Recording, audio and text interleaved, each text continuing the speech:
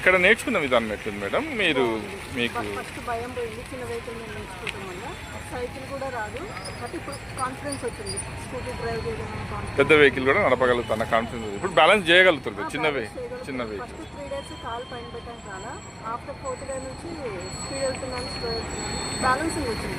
Balancing ఇంతకుముందుకు మీకు ఏమైనా try చేశారా మీరు? చేశాను, రాలేదు. డైరెక్ట్ స్కూటీ మీద ట్రై చేసి ఇక్కడ సక్సెస్ అయిందా? ఇక్కడ మీకు కాన్ఫిడెన్స్ వచ్చింది. ఫస్ట్ ఆఫ్ ఆల్ నేను మా ఓన్ వెహికల్ కూడా ఫ్యూచర్లో నడుపుతున్న హోప్ వచ్చింది. మీకు వచ్చిందా?